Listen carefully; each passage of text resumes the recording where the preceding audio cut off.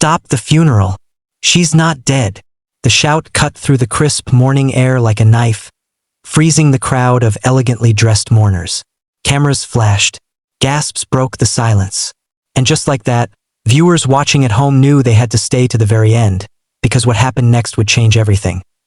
Before we begin, make sure you like this video, leave a heartwarming comment, and subscribe to the channel, because today's story is one that touches the soul and proves that miracles can happen when the most unexpected person decides to stand up for the truth.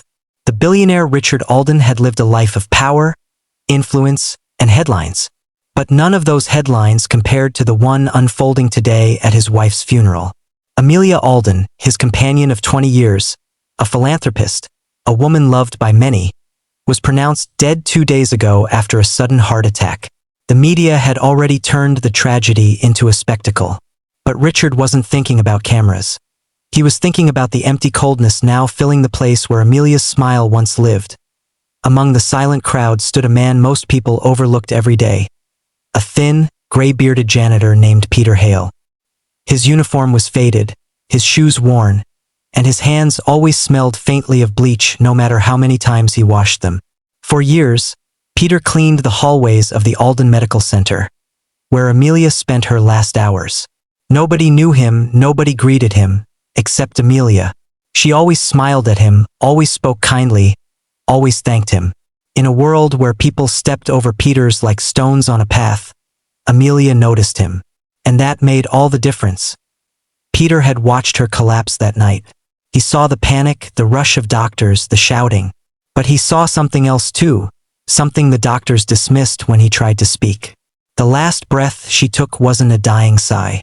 It was a whisper of words he couldn't forget. "Help me, please." That was why Peter was standing here now, shaking, heart pounding, interrupting the funeral of one of the most powerful families in the country. Richard turned slowly toward him, anger burning in his eyes.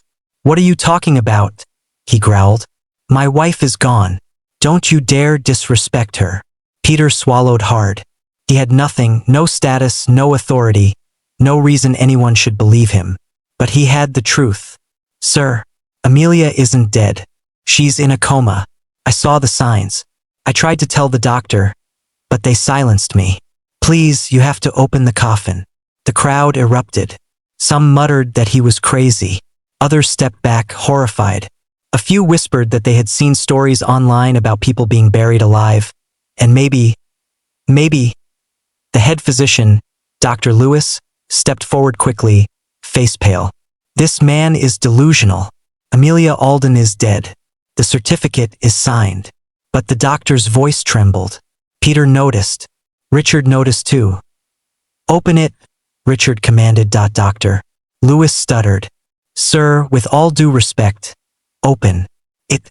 The pallbearers hesitated, then obeyed. Slowly, painfully, the lid creaked upward. People held their breath, hands covering mouths. Then they saw it. Amelia's chest moved. The rise was small, barely visible, but it was there. A cry broke from Richard. He stumbled forward, hands shaking violently. "Amelia? Amelia!" Chaos exploded. Paramedics ran.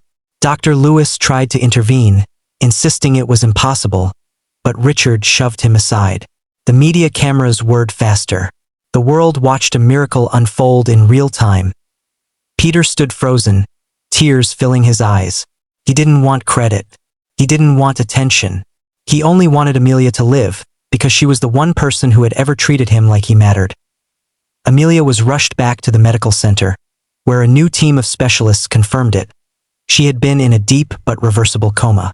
The previous diagnosis was a catastrophic error, an error that could have buried her alive.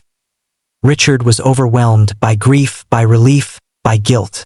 But when he looked at Peter, standing anxiously outside the ICU room, he felt something unexpected: gratitude. "Peter, you saved her," Richard whispered, voice breaking. "I didn't even know your name. But she did, didn't she?" Peter nodded slowly. Over the next week, Amelia gradually regained consciousness. The first thing she saw when she opened her eyes wasn't the bright ceiling or the medical monitors. It was Richard's trembling smile, and Peter's kind, familiar face behind him. She whispered softly. You heard me. Peter wiped a tear. Yes, ma'am. And I wasn't going to let them bury you. Amelia recovered, but the event changed everything. Richard launched an investigation that exposed corruption in the hospital, forcing resignations and saving countless future patients. Peter was offered a position far above janitorial work, but he asked only to remain where he felt useful, helping others quietly, just like Amelia had helped him believe he was worth something. Richard disagreed, but Amelia didn't.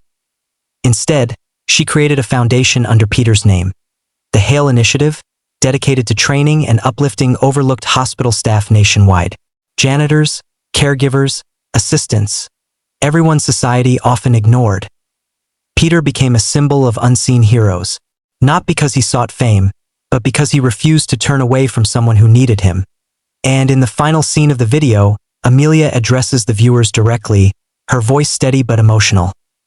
Sometimes the people we overlook are the ones who save us. If you take anything from our story, let it be this: kindness sees what power ignores.